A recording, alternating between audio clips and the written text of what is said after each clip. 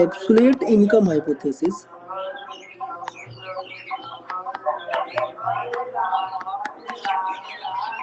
जिसको professor Keynes ने दिया है, कब दिया है? 1936 में कीन्स ने दिया है, 1936 में। तो वो स्टडी करते हैं, किस पे स्टडी करते हैं? इनकम पे और कंजम्पशन पे। किस पे?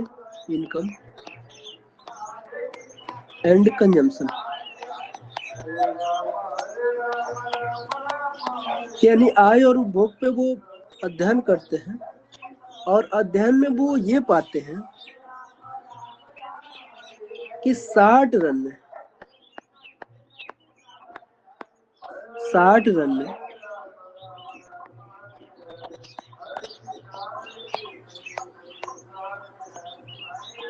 अध्ययन में ये पाते हैं कि 60 रन में जो एमपीसी है वो क्या रही? कांस्टेंट रही। ठीक है। और 60 रन में ही जो एपीसी है वो क्या हुई? इनकम के बढ़ने पे घटती गई। क्या हुई? इनकम बढ़ने पे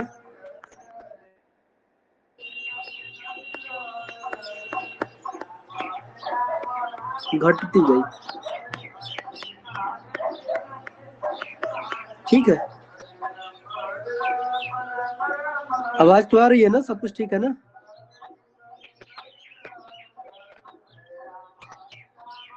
क्योंकि कीन्स का जो स्टडी है वो 60 रन का स्टडी है, क्योंकि वो लॉन्ग रन में बताते हैं कि सभी मर जाते हैं। तो उन्होंने स्टडी करा, और स्टडी पे उन्होंने ये पाया कि एमपीसी कांस्टेंट रहा, और जैसे जैसे लोगों की इनकम बढ़ी तो जो उनका एवरेज प्रोपेंसिटी टू कंज्यूम है वो घटता गया। यानी जिस दर से इनकम बढ़ा उस दर से कंजम्पशन नहीं बढ़ा। इनकम ज्यादा दर से बढ़ा, कंजम्पशन कम दर से बढ़ा, इसलिए इनकम के बढ़ने से जो एपीसी है वो घटती गई। उन्होंने ये स्टडी के आधार पे पाया। ठीक है, ये बात क्लियर है? अब फिर हुआ क्या कि जब इसी पूरे स्टडी को साइमन कुजनेट ने, किसने? साइमन कुजनेट ने, साइमन कुजनेट ने स्टडी करा। तो उन्होंने स्टडी कैसे करा? 2 तरीके से स्टडी करा। साइमन कुजनेट ने इस पूरे थ्योरी को 2 तरीके से स्टडी करा। एक तो उन्होंने टाइम सीरीज डाटा का यूज करा। इस तरीके का डाटा, टाइम सीरीज। ठीक है भाई। और जो दूसरा तरीका था स्टडी करने का साइमन कुजनेट का, वो क्रॉस सेक्शनल डाटा था। क्या था?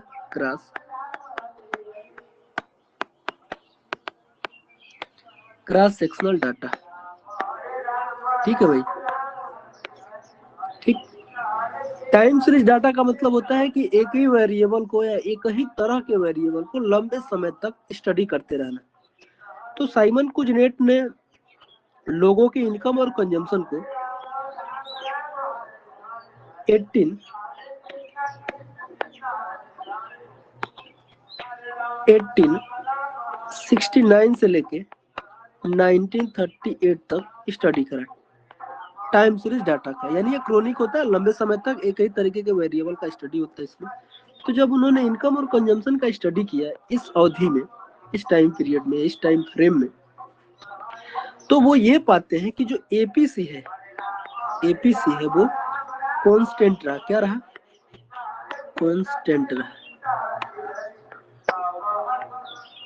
ठीक है। और जब वो क्रॉस सेक्शनल डाटा का स्टडी करते हैं, यानी किसी एक पार्टिकुलर टाइम पीरियड में, जैसे मान लीजिए कि 1938 या 2025, किसी एक टाइम पीरियड में फिक्स, उस टाइम पीरियड में अब अलग अलग ग्रुप का स्टडी करते हैं, अलग अलग वेरिएबल्स का स्टडी करते हैं, तो उसको क्रॉस सेक्शनल डाटा कहते हैं। तो उन्होंने मान लीजिए कि किसी टाइम में 1938 में या 1895 में स्टडी करा, कोई भी टाइम पीरियड, हालांकि टाइम का नहीं पता है कि किस टाइम में एग्जैक्ट उन्होंने क्रॉस सेक्शनल डाटा की स्टडी किया, लेकिन जब वो क्रॉस सेक्शनल डाटा स्टडी करते हैं इनकम, कंजम्पशन और अलग अलग ग्रुप्स का, तो वो 2 चीजें पाते हैं पहले चीज वो ये पाते हैं कि जो अमीर लोग हैं, रिच लोग, जो रिच लोग हैं उनकी एपीसी डिक्लाइन हो रही है इनकम के बढ़ने से। इनकम के बढ़ने से जो अमीर लोग हैं उनकी एपीसी डिक्लाइन हो रही है, और जो पुअर लोग हैं, पुअर लोग हैं उनकी एपीसी इंक्रीज हो रही है जब उनकी इनकम बढ़ रही है। तो ठीक है, क्या ये बात क्लियर हो रहा है आयुष?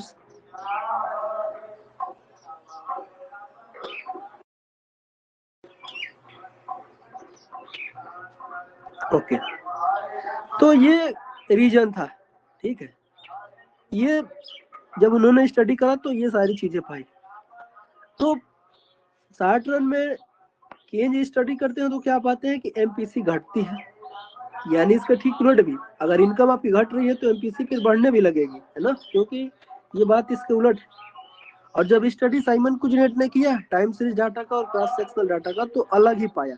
यहाँ पे एपीसी घटाया जा रहा है केंज के केस में, और यहाँ पे जब स्टडी किया जा रहा है तो एपीसी एक टाइम सीरीज में कांस्टेंट रहता है, और क्रॉस सेक्शनल में जो गरीब लोग हैं उनकी एपीसी बढ़ती है, बस रिच लोगों की एपीसी घटती है। यानी बस ये मैच कर रहा है रिच लोगों की। तो ये तो फिर विवाद हो गया।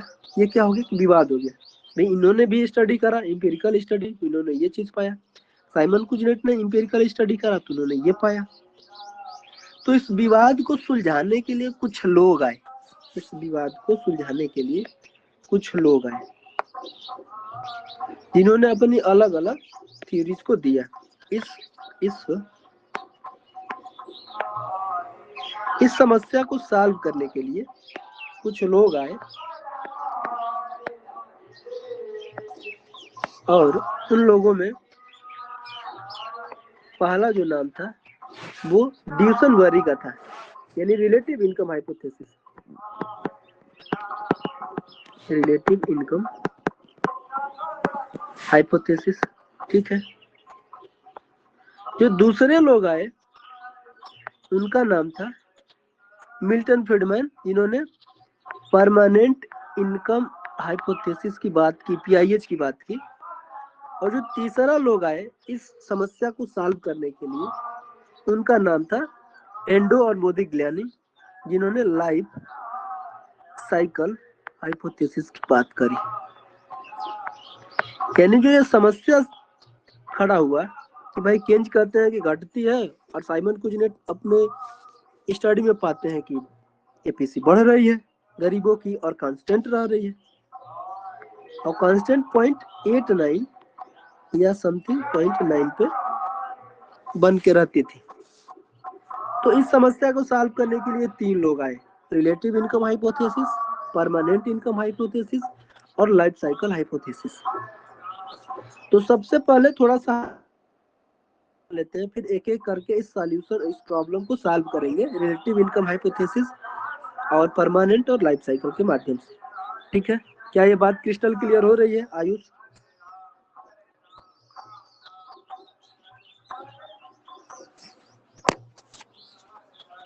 ओके, डिस्प्ले वगैरह दिख रहा है ना?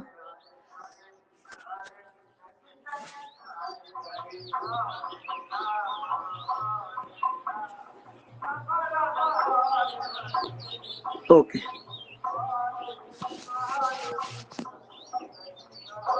अब जो केन्स का कंजम्पशन फंक्शन था एब्सोल्यूट,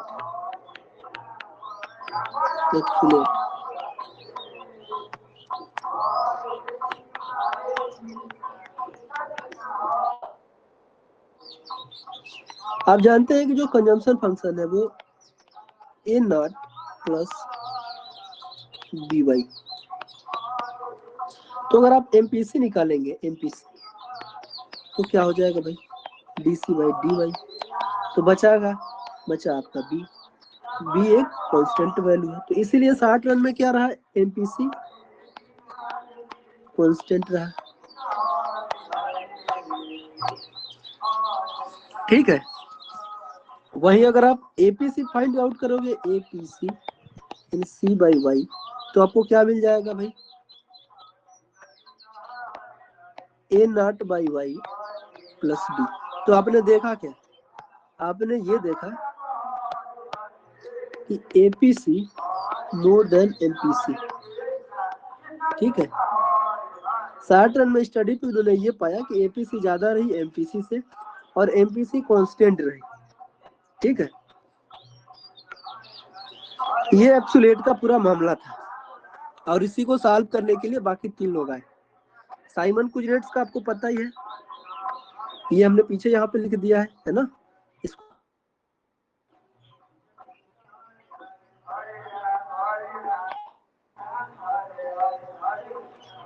ठीक है भाई, अब आते हैं रिलेटिव इनकम हाइपोथेसिस पे। अब इस प्रॉब्लम को सॉल्व करने के लिए रिलेटिव इनकम हाइपोथेसिस से स्टार्ट करते हैं।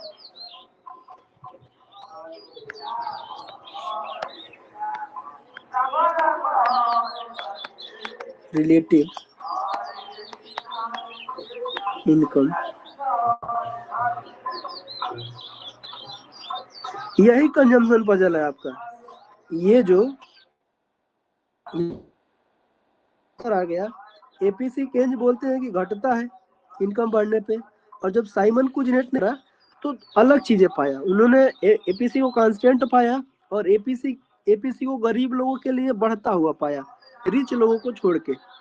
तो भाई एक बोल रहे हैं कि घटता है, दूसरे लोग बोल रहे हैं कि कांस्टेंट रहता है और बढ़ता है। तो ये तो विवाद हो गया ना, और इसी को पजल बोला जाता है, इसी विवाद को पजल बोला जाता है। इसी पजल को सॉल्व करने के लिए 3 अलग अलग लोग आए, रिलेटिव इनकम, परमानेंट इनकम और life cycle hypothesis.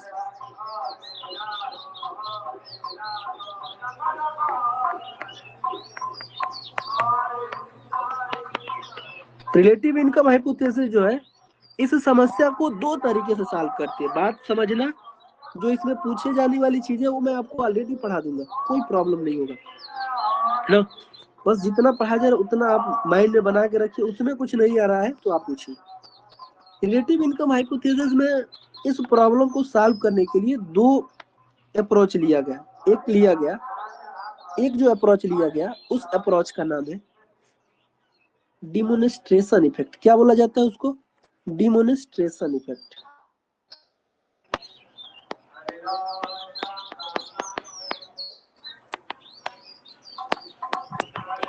Spelling check कर लेना आप, है ना, डिमोनेस्ट्रेशन इफेक्ट।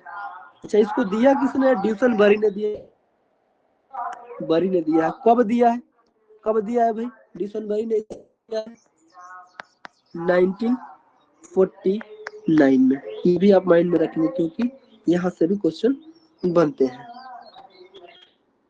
रखी है तो वहां से भी देख सकते हैं और इसमें भी हम ऐड कर दे रहे हैं। जो ये समस्या थी कि एपीसी गरीब लोगों की बढ़ती है और अमीर लोगों की एपीसी घटती है, इसको रिलेटिव इनकम हाइपोथेसिस में डिमोनेस्ट्रेशन इफेक्ट से सॉल्व कर दिया गया है। कैसे सॉल्व करा गया है, आइए जरा उसको देखते हैं। जो डिमोनेस्ट्रेशन इफेक्ट है उसमें ड्यूसन बारी ये बताते हैं कि जो लोगों का कंजम्पशन होता है, क्या होता है, लोगों का जो कंजम्पशन है वो केवल उनके एब्सोल्यूट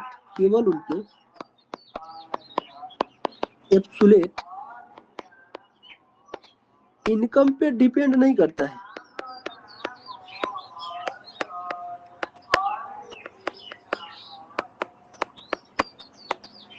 केवल यहाँ पे लगा दीजिए, केवल एब्सोल्यूट इनकम पे डिपेंड नहीं करता है, बल्कि रिलेटिव इनकम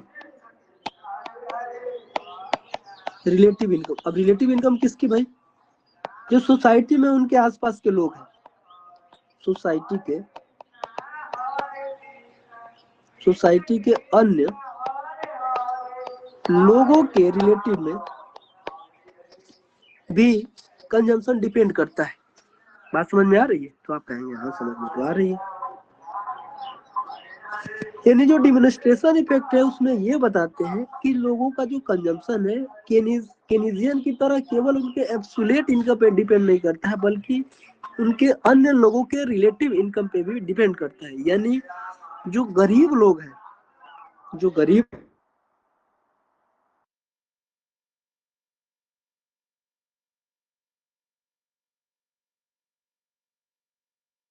वो चाहते हैं कि जो उनके आसपास के अमीर लोगों का कंजम्पशन का जो लेवल है, रिच लोगों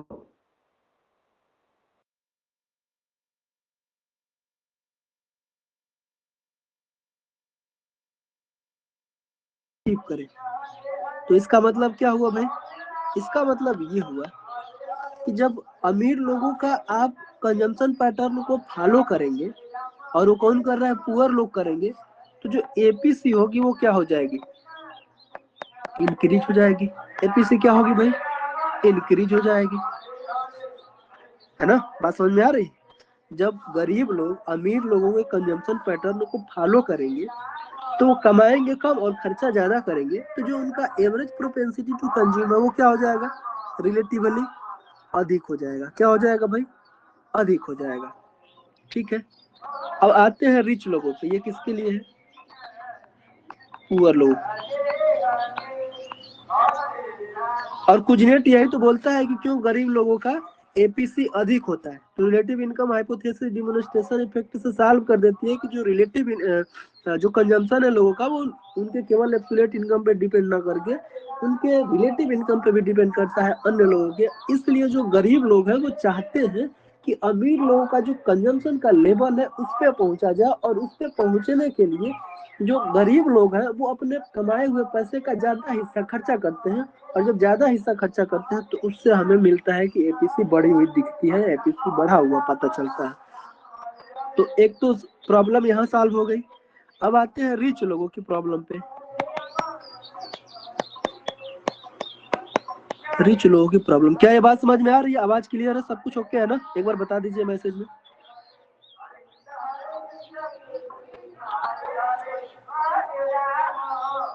बात एकदम क्रिस्टल क्लियर है ना मैं क्या बोल रहा हूँ?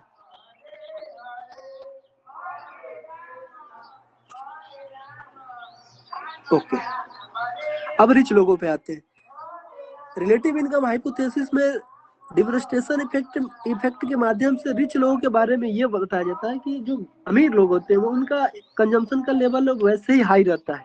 यानी जो उनका कंजम्पशन का जो पैटर्न होता है वो ऐसे ही हाई रहता है, और हाई बनाए रखने के लिए जो भी उनके पास इनकम एक्स्ट्रा कमा के आता है, जो भी उनके पास इनकम एक्स्ट्रा कमा के आता है या इनकम बढ़ता है, वो उसका बहुत छोटा हिस्सा ही खर्चा करने पे ही अपने पुराने यानी जो हाई स्टैंडर्ड लिविंग कंजम्पशन का लेवल है उसको बना पाने में सक्षम रहते हैं।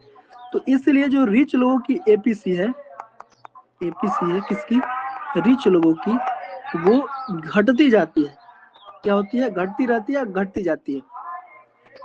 तो इसने बोला क्या था साइमन कुजनेट ने कि जो रिच लोग हैं उनकी एपीसी घटती है इनकम बढ़ने पे। तो ड्यूसनबरी ने डिमोन्स्ट्रेशन इफेक्ट के माध्यम से दिखा दिया कि जो रिच लोग होते हैं वो high already high consumption level पे रहते हैं, और इनकम जब बढ़ती है तो वो उसका छोटा हिस्सा खर्चा कर पाते हैं, क्योंकि ऐसे ही high income high consumption level है। तो जो एपीसी है वो क्या होती है रिच लोगों की, वो भाई घटती है। क्या होती है, एपीसी रिड्यूस होती है। क्या ये प्रॉब्लम सॉल्व हुआ? क्या ये पजल सॉल्व हुआ, क्रॉस सेक्शनल वाला प्रॉब्लम? तो जो डिमोन्स्ट्रेशन इफेक्ट है वो कुजनेट के क्रॉस क्रॉस सेक्शनल डाटा का जो रिजल्ट है उसको सॉल्व कर देता है। उसको क्या करता है भाई, सॉल्व कर देता है ना? उसको क्या करता है, सॉल्व कर देता है। अब एक प्रॉब्लम और है। एक प्रॉब्लम क्या है हमारे पास, एक प्रॉब्लम ये है कि टाइम सीरीज का जब एनालिसिस किया गया, जब टाइम सीरीज का एनालिसिस किया गया तो उसमें पाया गया कि जो एपीसी है वो कांस्टेंट रही। एपीसी क्या रही, कांस्टेंट रही।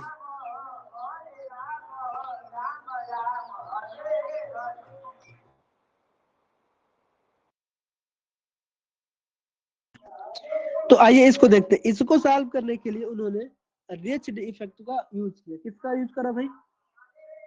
रेच्ड इफेक्ट का, यानी constant APC in long run, long run कहिए, टाइम सीरीज डाटा कहिए, टाइम सीरीज डाटा। इसके लिए क्या हुआ कि उन्होंने रेच्ड इफेक्ट का यूज किया। इफेक्ट के आधार पर उन्होंने बताया कि क्यों कांस्टेंट रहता है। उन्होंने ये बोला कि जो लोग होते हैं ना, जो सोसाइटी में लोग होते हैं, चलो मैं इसको लिख देता हूँ, लॉन्ग रन में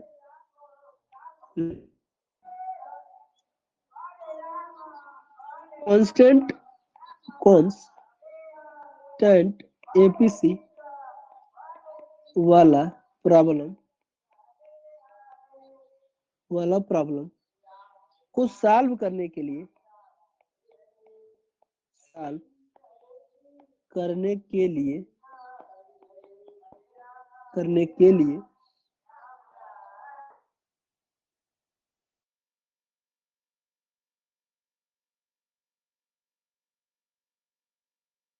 इफेक्ट,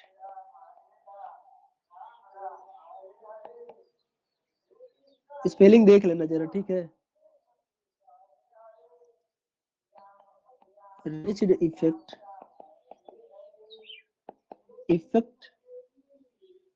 के प्रयोग से सॉल्व करते हैं, प्रयोग से सॉल्व करते हैं, ठीक है। वो कहते क्या है? वो ये कहते हैं कि जो लोग होते हैं,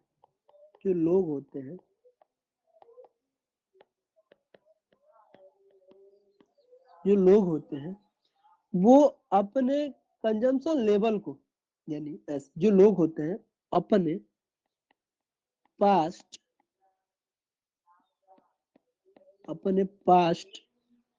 पीक इनकम, अपने पास्ट के पीक इनकम पे जो कंजम्पशन लेवल उनका बना रहता है, पास्ट पीक इनकम पे जो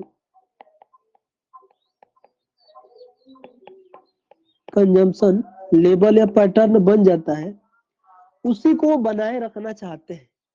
और जब इनकम कम होती है, जब इनकम उनका रिड्यूस होता है, तो वो अपने कंजम्पशन को उस लेवल से घटा नहीं पाते जिस लेवल से उनका इनकम घटा है, क्योंकि वो पास्ट पीक इनकम का जो कंजम्पशन लेवल है वो उसके आदी हो जाते हैं। मैंने क्या बोला? मैंने ये बोला कि लॉन्ग रन में जो लोग होते हैं उनका जो मैक्सिमम इनकम लेवल है उस पे जो उनका कंजम्पशन बढ़ जाता है या स्टेबल हो जाता है, उस कंजम्पशन लेवल को वो छोड़ना नहीं चाहते हैं। यानी अगर इनकम घटती भी है तो कंजम्पशन को उस लेवल में बहुत थोड़ा सा परिवर्तन करके घटाते हैं, जिससे होता क्या है, इनकम तो घटता है लेकिन जो लेवल है, कंजम्पशन का लेवल है, वो चेंज ज्यादा से नहीं होता है, यानी कंजम्पशन के लेवल में चेंज कम होता है। और इस वजह से जो एपीसी है वो चेंज ज्यादा से नहीं होती है, बल्कि कांस्टेंट रहती है। क्या रहती है? कांस्टेंट रहती है। क्यों कांस्टेंट रहती है? कि जो पास्ट पीक इनकम का लेवल है उसका कंजम्पशन लेवल फॉलो करने का प्रयास करते हैं। इनकम ज्यादा से घटेगी तो वो कम से अपने कंजम्पशन को घटा पाते हैं, इसलिए एपीसी लॉन्ग रन में क्या होती है भाई? कांस्टेंट रहती है, ठीक है। और इस पूरे रिलेटिव इनकम हाइपोथेसिस में भी एमपीसी लिख देता हूँ यहाँ पे, 60 रन में जो एमपीसी होती है वो एपीसी से कम होती है। आप कहेंगे कैसे?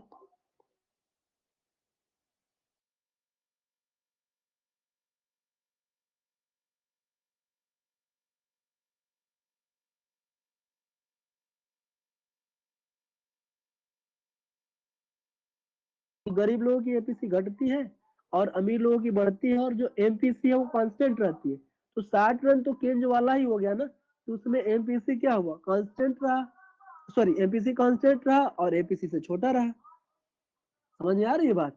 और लॉन्ग रन में क्या हुआ, लॉन्ग रन में क्या हुआ भाई, एमपीसी एपीसी के बराबर रहा, एपीसी के बराबर जाना चाहता था, एपीसी के बराबर होना चाहता था। ठीक है, एग्जैक्टली, हाँ बिल्कुल। तो ये पूरा आपका रिच डे इफेक्ट और डेमोन्स्ट्रेशन इफेक्ट हुआ। डेमोन्स्ट्रेशन इफेक्ट में क्या हुआ कि लोग इनकम बढ़ने पे कंजम्पशन को और अमीर में जो शेयर है उस तरीके से देखते हैं, तो उसको डेमोन्स्ट्रेशन इफेक्ट बोला जाता है। और जब बढ़े हुए इनकम नीचे,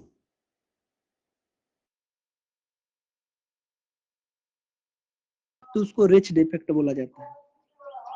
बात समझ में आ रही है, क्लियर? तो पजल सॉल्व हो गया। यहाँ पे क्या हुआ, पजल सॉल्व हुआ कि लॉन्ग रन में डाटा के हिसाब से और क्रॉस सेक्शनल जो डाटा है उसके हिसाब से डेमोन्स्ट्रेशन इफेक्ट बता देता है कि गरीब लोगों का जो है एमपीसी अधिक होता है, क्योंकि वो हाई स्टैंडर्ड लिविंग वाले कंजम्पशन को फॉलो करना चाहते हैं, और अमीर लोग उस कंजम्पशन लेवल को बनाए रखने के लिए अपने बढ़े हुए इनकम में छोटा सा चेंज करते हैं, इसलिए उनकी एपीसी घटती है। अब आते हैं किस पे, परमानेंट इनकम हाइपोथेसिस पे।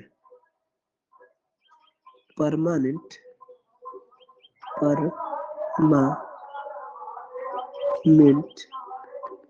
Income hypothesis. क्या मजा नहीं आ रहा पढ़ के, सही नहीं लग रहा है?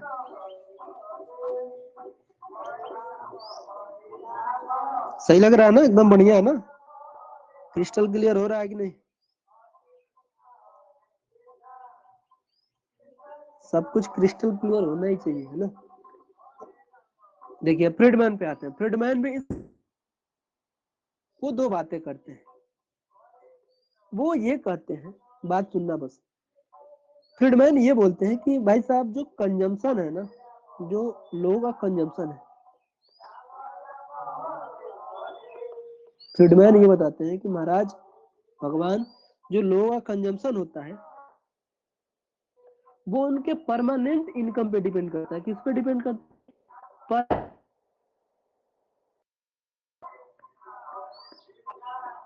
परमानेंट इनकम पे डिपेंड करता है। लोगों का जो कंजम्पशन होता है उनके परमानेंट इनकम पे डिपेंड करता है। और के जो पार्ट है उसका एक शेयर है। परमानेंट इनकम आपका 100 है, तो जो कंजम्पशन है उसका 25% है ना, एमपीसी टाइप का, या एमपीसी इसको कह सकते हैं, कोई इसमें दिक्कत नहीं। यानी जो कंजम्पशन है वो परमानेंट इनकम का फंक्शन होता है, या डिपेंड कर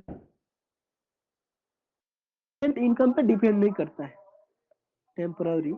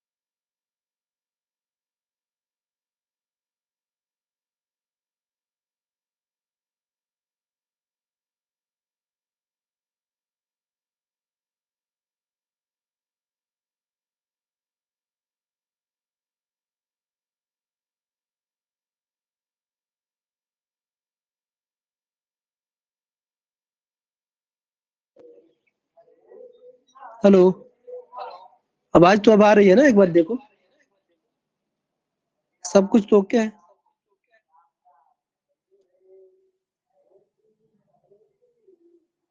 ओके ओके, चलो। हाँ, उन्होंने ये बोला, मैं इसका आवाज थोड़ा कम कर लूं मोबाइल पे अपने, है ना?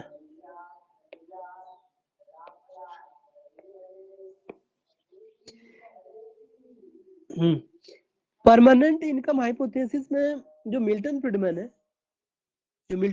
है वो ये बोलते हैं कि लोगों का जो कंजम्पशन है तो परमानेंट इनकम पे डिपेंड करता है, ना कि टेम्पररी इनकम। टेम्पररी इनकम है वो घाटे में भी हो सकता है, बढ़ भी सकता है। फाल गेन हो गया, बहुत बड़ी लॉटरी लगी, बहुत ज्यादा खाने पीने का जो खर्चा करने का तरीका है वो बहुत बड़े आएगा, उसमें बहुत छोटा चेंज आएगा जो जिसे छोड़ा जा सकता है, जिसे काउंट, जो इनसिग्निफिकेंस है। तो वो ये बोलते हैं कि जो कंजम्पशन है वो आपका टेम्पररी इनकम पे डिपेंड नहीं करता है, कि घाटा भी हो सकता है, फायदा भी हो सकता है, वो उसी को मैनेज करने में लगा रहेगा। कंजम्पशन डिपेंड किस पे करता है? परमानेंट इनकम पे, जिसको हमने पीवाई ली, उसका सर्टेन परसेंट जिसे हम के से दिखा रहे हैं उसी के रेशियो में खर्चा होता है, क्योंकि परमानेंट इनकम खर्चा भी नहीं हो सकता है। उन्होंने एक और बात, जर्ड इनकम होता है, वो परमानेंट इनकम टेम्पररी इनकम पे डिपेंड करता है। यानी जो मेजर्ड इनकम है वो परमानेंट इनकम और टेम्पर जोड़ होता है। क्या होता है? जोड़ होता है, यानी y बराबर पी वाई प्लस, यानी पी वाई क्या परमानेंट है और वाई टी जो है वो कोई फायदा आपको हो गया बड़ा अंतर का, या कोई प्रॉफिट आ गया, कोई वो, तो वो इसका पार्ट है। ठीक है, बात जो पजल है उसको सॉल्व करते हैं कि उन्होंने इसको कैसे सॉल्व किया। समस्या है कहाँ? 60 रन की और लॉन्ग रन की। 60 रन टाइम सीरीज डाटा, नहीं नहीं, क्रॉस सेक्शनल।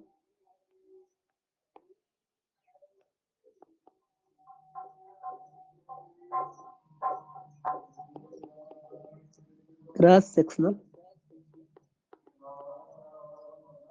क्रॉस सेक्शनल का प्रॉब्लम है, और इधर लॉन्ग रन टाइम सीरीज का प्रॉब्लम वही है कि 60 रन में गरीब लोगों की एपीसी बढ़ती है और अमीर लोगों की एपीसी घटती है, और लॉन्ग रन में कांस्टेंट रहती है। ठीक है, यही पजल है। तो बोलते क्या है फ्रीडमैन कि भाई जो मापित आय है, मेजर्ड इनकम है वाई, वो Y P plus Y T होती है, और जो कंजम्पशन होता है यानी सी, वो के इंटू होता है। ठीक है, तो एपी बराबर क्या होगा? सी बाई वाई। तो एपी सी इक्वल के इंटू, या इसको ना लिखिए, इसको नहीं लिखेंगे तो आप मामले को समझ जाएंगे। एपी सी इक्वल, आप सीधा इसको ऐसे लिख दीजिए, सी अपान में वाई की वैल्यू क्या है भाई?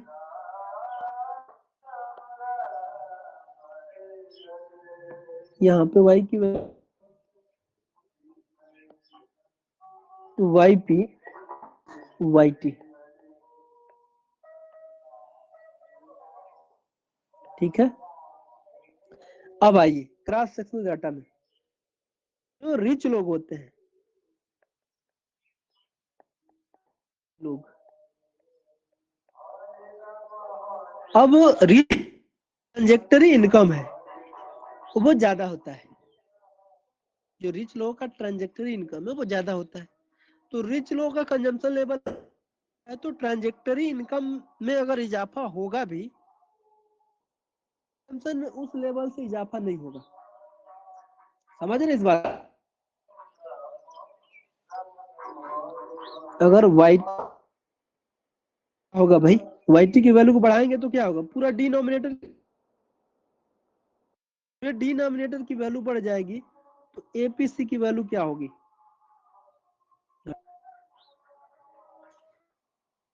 तो उनका वाईटी अधिक होता है गरीब लोगों से।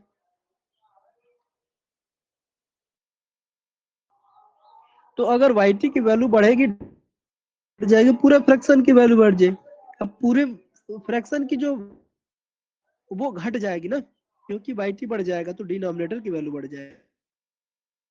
जो अमीर लोग हैं उनकी एपीसी घट जाएगी। अब गरीब लोगों पे आते हैं।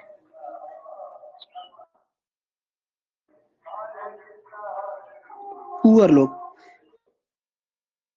होता है वो कम होता है बहुत, वाईटी ज्यादा नहीं होता, वाईटी लगभग बहुत कम होता है, नगण्य उसको माना जा सकता है, इनसिग्निफिकेंस माना जा सकता है। तो उस का वाईटी की वैल्यू बहुत बाई वाईपी प्लस वाईटी की वैल्यू क्या होगी, अमीर लोगों की रिस्क कम हो गई।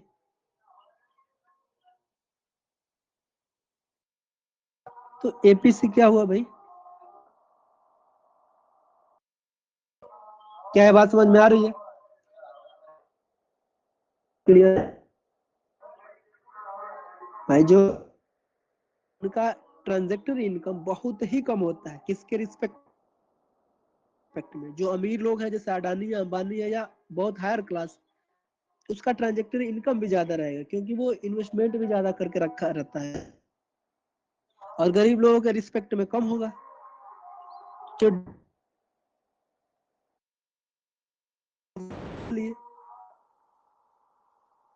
तो यहाँ पे पजल सॉल्व हुआ कि नहीं सॉल्व हुआ, सॉल्व हो गया। अब आता है टाइम सीरीज डाटा। तो फ्रीडमैन वो ये बताते हैं कि भाई साहब जो लॉन्ग टर्म है, जो लॉन्ग टर्म जो ट्रांजेक्टरी इनकम होता है वो जीरो होता है, अभी आपको होता रहेगा। तो उन्होंने बोला कि लॉन्ग टर्म में जो ट्रांजेक्टरी इनकम है वो नगण्य है या इनसिग्निफिकेंस है। तो इसका मतलब क्या हुआ कि जो y बराबर वाईपी बराबर में एक्चुअल वाईपी के बराबर में, और चूंकि जो कंजम्पशन है वो वाईपी है, तो ठीक है, तो क्या हो जाएगा भाई, की हो जाएगा, यानी एपीसी क्या हुआ कि कांस्टेंट रहा, कांस्टेंट रहा, क्या रहा, एपीसी कांस्टेंट रहा। तो लॉन्ग रन में उन्होंने क्या बता दिया कि एपीसी कांस्टेंट रहा, चेंज नहीं हुआ। और साइमन कुजिनेट भी यही पाते हैं कि लॉन्ग रन एपीसी कांस्टेंट रहा टाइम सीरीज में। आई बात समझ में, क्लियर है ना,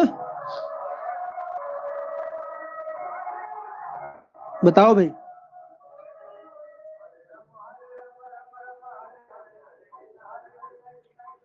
अब आते हैं क्या बोलते हैं एमपीसी पे और एपीसी पे आते हैं। 60 रन में जरा एपीसी और एमपीसी का इंटरेक्शन देख लेते हैं। 60 रन लॉन्ग रन, एपीसी और एमपीसी का देख लेते हैं। आपको पता है कि जो 60 रन में कंजम्पशन है, 60 रन में जो आपका कंजम्पशन है वाईपी प्लस वाईटी पे डिपेंड करेगा। ठीक है, ठीक है भाई, क्या बात समझ में आ रही है, तो आप कहेंगे कि हाँ समझ में आ रही है। हमने कहा कि 60 रन में जो कंजम्पशन है सीटी या सी, वो वाईपी प्लस वाईटी और उसका के पार्ट यानी के शेयर में डिपेंड करेगा।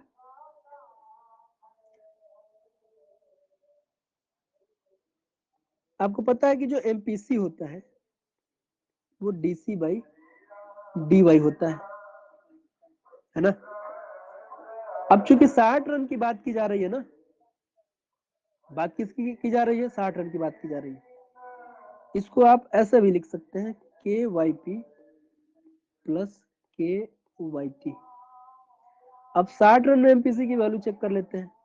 जब इसका वाई टी के रिस्पेक्ट में डेरिवेशन करेंगे, पार्शियल डेरिवेशन, तो आपको मिलेगा क्या,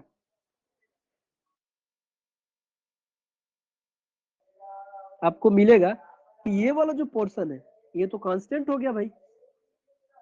अब आपको पार्शियल डेरिवेशन करना है के वाई टी का, तो जो कांस्टेंट टर्म है उसका पार्शियल डेरिवेशन 0 हो जाएगा और बचेगा क्या, के। तो एमपीसी 60 रन में क्या रहा, के रहा और कांस्टेंट रहा, कांस्टेंट रहा। और यही बात कौन बोलता है, यही बात यहाँ पे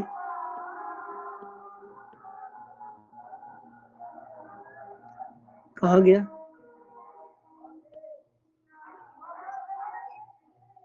एब्सोल्यूट इनकम वाले में एमपीसी को कांस्टेंट बताया गया है स्टडी के बेस पे। यहाँ हमने सॉल्व करके दिखाया है कि ये वैल्यू जो है वो कांस्टेंट है ना। देखो यहाँ लिखा भी है, एब्सोल्यूट में क्या बोला गया कि कांस्टेंट है। जब हम डिमोन्स्ट्रेशन इफेक्ट देखे तो वहां पे भी हमने पाया कि एमपीसी कांस्टेंट रहा, लिखा होगा देख लेना।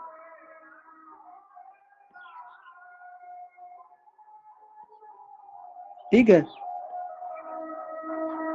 यहाँ पे भी एमपीसी कांस्टेंट रहा होगा। तो जो एमपीसी है 60 रन में क्या हुआ, कांस्टेंट रहा। लॉन्ग रन में क्या हुआ भाई, लॉन्ग रन में वाईटी का कोई मतलब रहता नहीं है, तो जो के वाईपी पे किस पे डिपेंड करता है भाई, वाईपी पे। तो सी बाई वाई यानी एपीसी, एपीसी एपीसी की वैल्यू क्या हो जाएगी,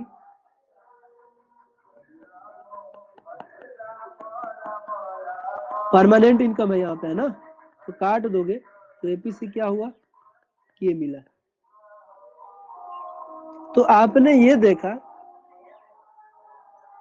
वाईटी बराबर 0, बिल्कुल, तो इसीलिए तो हमने वाईपी लिया है कि लॉन्ग रन में जो एपीसी है वो के के बराबर कांस्टेंट रहा। और यही बात कही भी जाती है, कुजनेट ने भी अपने पजल में कहा है। आ रही है बात समझ में,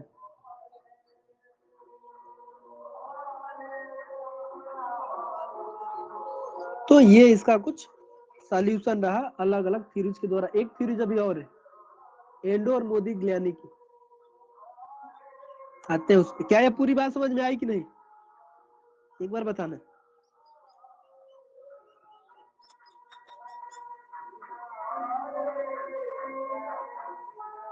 दीपक आप भी अपना भाई बताते रहना है ना, आप लेट ज्वाइन करते हो इसीलिए बीच में आपका छूट भी जाता है, आपको रिकॉर्डिंग देखना पड़ेगा।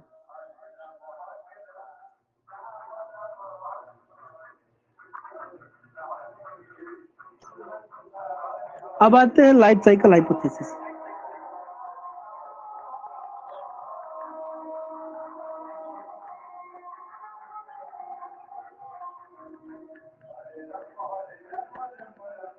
Life cycle hypothesis, life cycle hypothesis में जो एंडो है और मोदी गिलानी वो क्या बोलते हैं कि जो व्यक्ति होता है, जो इंसान है, वो अपना कंजम्पशन और सेविंग, वो दोनों को पूरे इंटायर लाइफ पे रिफ्लेक्ट करके देखता है। जो उनका कंजम्पशन का जो प्लान है वो पूरे लाइफ को ध्यान में रख के होता है। तो जो कंजम्पशन है,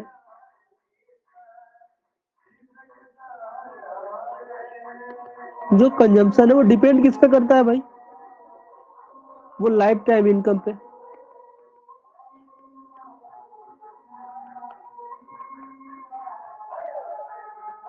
फिर किस पे डिपेंड करता है, एक्सपेक्टेड फ्यूचर इनकम पे।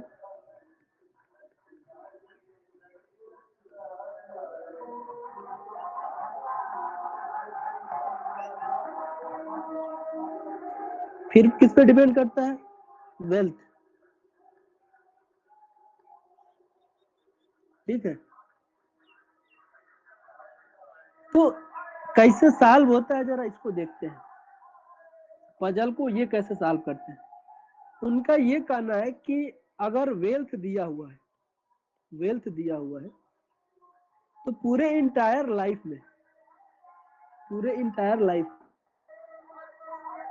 जो व्यक्ति अर्न करता है, टोटल टोटल लाइफ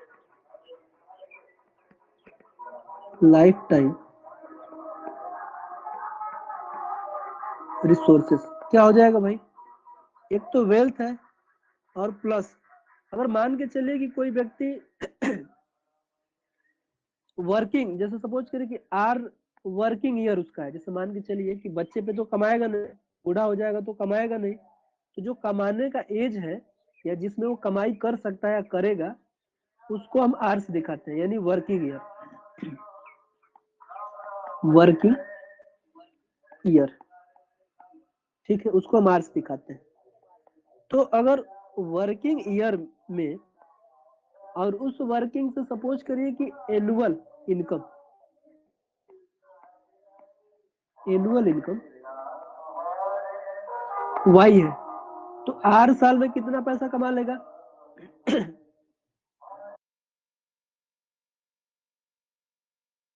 8 साल में कितना पैसा कमाएगा भाई, आर इंटू वाई कमाएगा ना। अगर आपको पता है कि आप 20 साल कमाएंगे और पर ईयर जो आपकी इनकम है वो 1 लाख रुपए है, ठीक है, 20 साल में आप कमाएंगे कितना, तो 20 इंटू 1 यानी 20 लाख। तो पता कैसे चला, आर और वाई से मल्टीप्लाई कर देंगे, उस वर्किंग ईयर में हम कितना कमाएंगे, तो हमने इसलिए आर, और जब वेल्थ है तो वेल्थ को हम काउंट करेंगे ही करेंगे।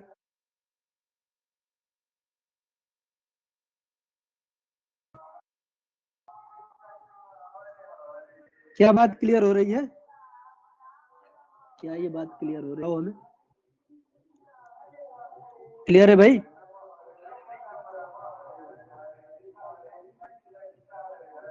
ओके, तो उनका ये कहना है कि भाई पूरे लाइफ टाइम वो ब्लू प्लस आर वाई के बराबर रिसोर्स एकत्रित कर ले, ठीक है।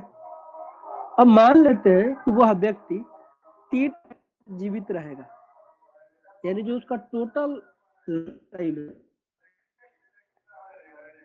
टोटल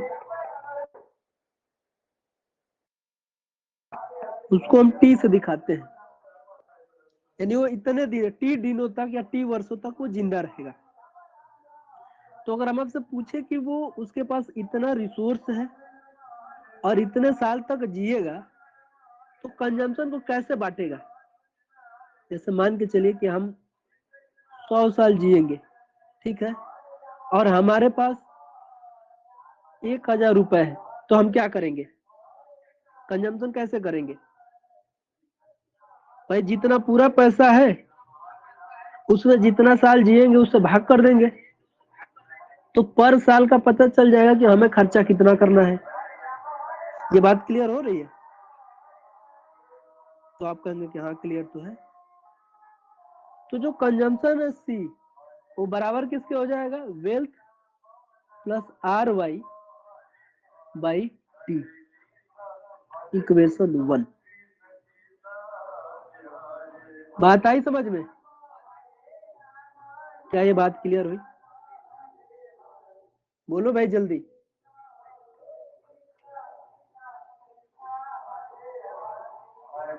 ओके, अब आते हैं कुजनेट के पजल को सॉल्व करते हैं।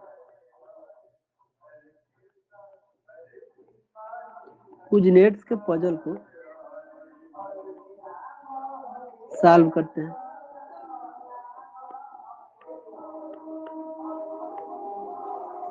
टाइम सीरीज डाटा और क्रॉस सेक्शनल डाटा,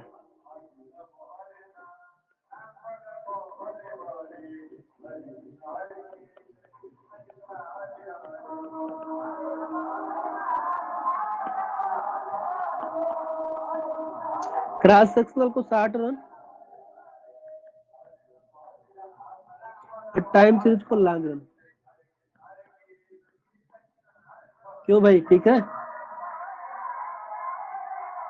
तो जिनेट क्या बोलते हैं कि जब क्रॉस सेक्शनल का स्टडी करते हैं तो रिच लोगों की एपीसी अधिक, सॉरी कम, और जो गरीब लोग होते हैं उनकी एपीसी अधिक। तो ये थ्योरी कैसे सॉल्व करती है दिखाते हैं। अगर आप एमपीसी पता करना चाहें तो क्या हो जाएगा, सी बाई यानी डीसी बाई डी वाई, यानी चेंज इन कंजम्पशन अपॉन में चेंज इन इनकम।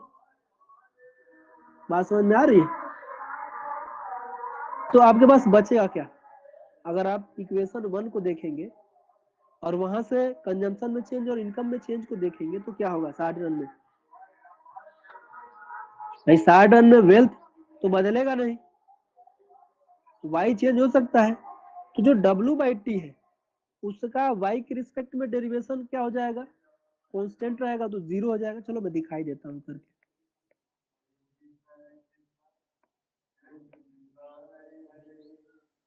क्या मैं सी को ऐसे नहीं लिख सकता हूँ, W by T plus R Y by T, तो आप कहेंगे कि हाँ लिख तो सकते हैं।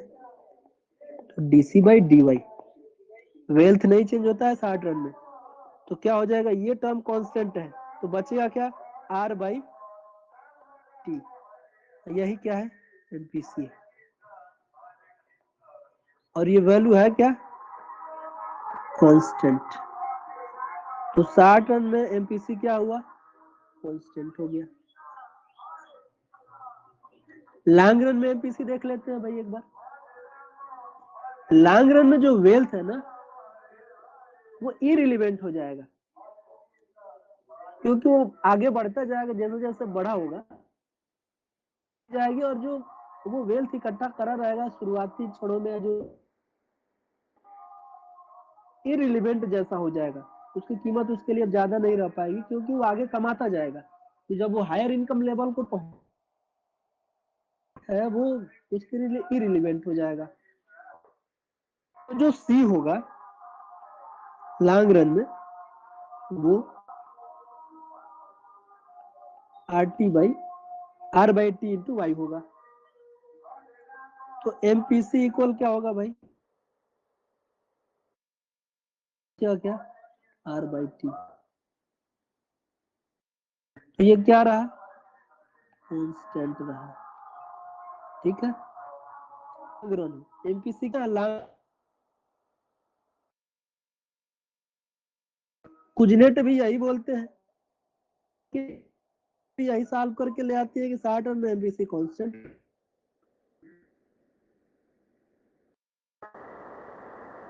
जो पजल है उसको सॉल्व करते हैं।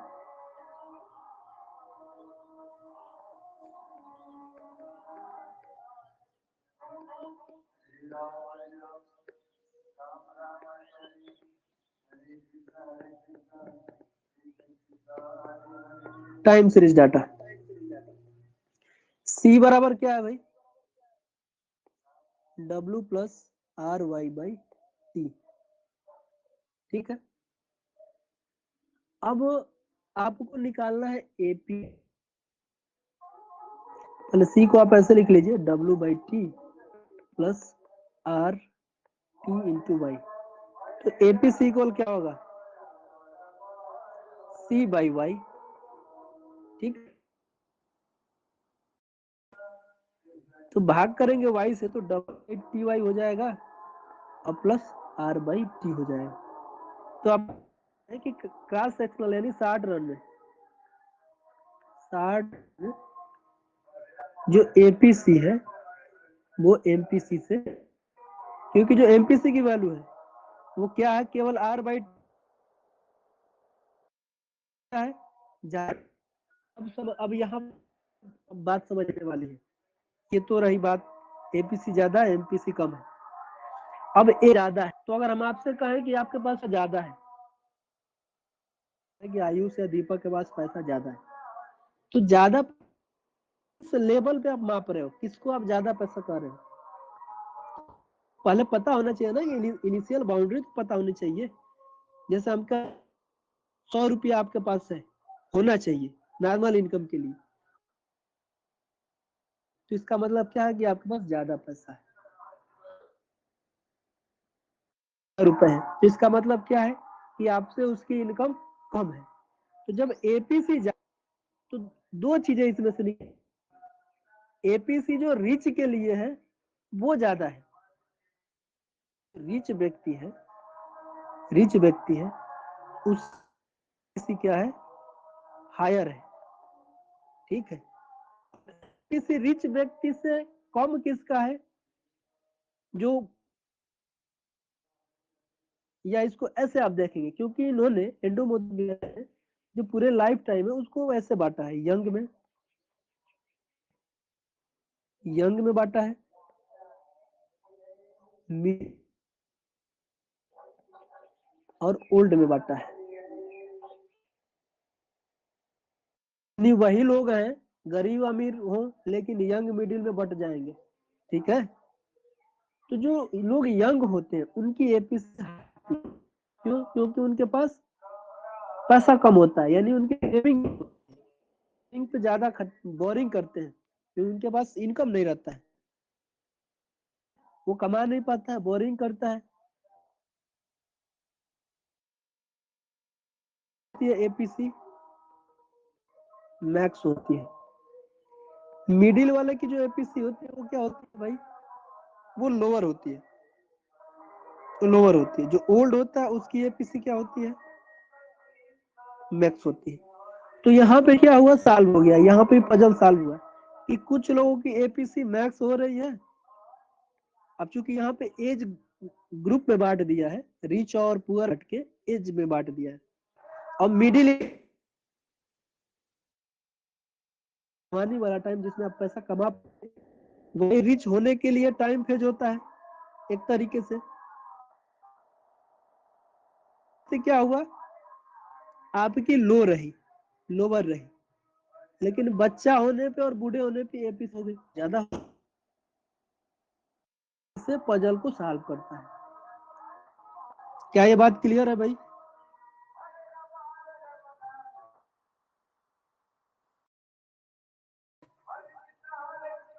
बताओ भाई। Okay,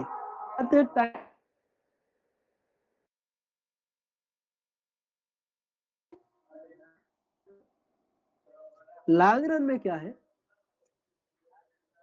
C equal W plus R Y by T.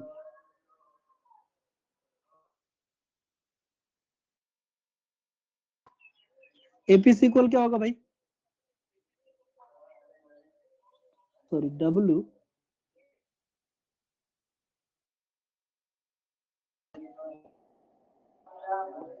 Are by T, क्योंकि आप सी बाई वाई करोगे ना, तो ये आ जाए। अब चूंकि लॉन्ग रन में क्या होगा, लॉन्ग रन में जो डब्ल्यू बाई टी वाई है जीरो होगा। ये कैसे होगा, अब ये बताइए कि शुरू में आपकी इनकम कम है, 18 साल की, 18 साल या 20 साल के हैं तो आपकी इनकम कम है। अब जैसे जैसे 30 साल, 35 साल, 38 साल, 40 साल, 45 साल पहुंचते हैं तो वाई की वैल्यू क्या हो जाएगी आपकी, इंक्रीज होने लगेगी। तो जब वाई की वैल्यू इंक्रीज होने लगेगी तो डिनोमिनेटर की वैल्यू बढ़ जाएगी और उसकी प्रवृत्ति क्या होगी, जीरो की तरफ बढ़ाते जाओगे, बढ़ाते जाओगे, बढ़ाते जाओगे, फ्रिक्शन की वैल्यू घटती जाएगी और वो कहां तक जाने के लिए इच्छुक रहेगी, जीरो तक जाने के लिए इच्छुक रहेगी। तो लॉन्ग एपी वो क्या हुआ, क्योंकि इसकी वैल्यू टेंड है, तो एपीसी वो क्या हुआ, कांस्टेंट, और वो आर बाई टी रहा, कांस्टेंट। ठीक है, बात समझ में आ रही है? क्या बात समझ में आ रही है आपको? तो कुजनेट ने बोला क्या था कि टाइम सीरीज डाटा एनालिसिस पे जो एपीसी है वो क्या रहा है, कांस्टेंट रहा है, एपीसी कांस्टेंट रहा, आर बाई टी रहा। क्या बात हुआ? एक बार दोनों लोग बता दो भाई, ठीक है। आयुष आयुष, दीपक। तो कैसा आपको लगा ये पूरा कंजम्पशन फंक्शन की जो थी, ऐसे पढ़ा था आपने पहले?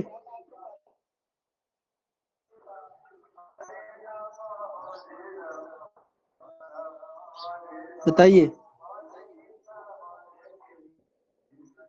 क्या इस तरीके से पढ़ा था क्या?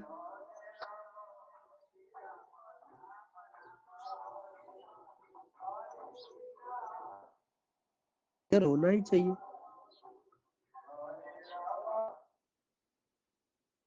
इसको करते हैं खत्म, बाकी इस पे क्वेश्चन कर लेंगे, है ना?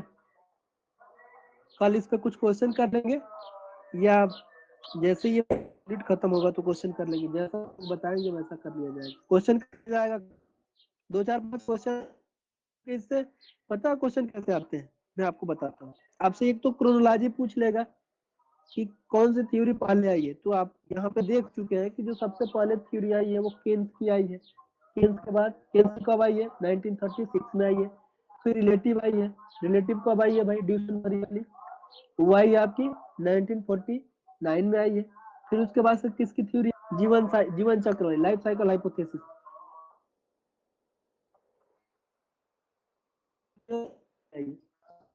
के बाद मिल्टन फ्रीडमैन वाली थ्योरी आई है 1957 वाली। और एक और थ्योरी है ड्रिफ्ट हाइपोथेसिस जो 1950 में आई है। तो हालांकि ड्रिफ्ट थ्योरी के बारे में नहीं पूछा जाएगा, अगर पूछा जाएगा तो बस आपको याद रखना है कि 1950 में ड्रिफ्ट थ्योरी आई है, और इसको आर्थर स्मिथी और जेम्स टोबिन ने दिया है। वो हमने पिछले वाले लेक्चर में लिखवाया दिया। तो इसको यहाँ से क्रोनोलॉजी पूछा जाएगा, और बस ये पूछा जाएगा कि पजल को सॉल्व किस थ्योरी, ये पूछ लिया जाएगा कि एपीसी घटता है, किसमें बढ़ता है, कि किसके बराबर रहता है। बस ये पूछा जाएगा, इसमें से कुछ पूछा नहीं जाता है। ठीक है, ठीक है, जरा एक बार बताओ।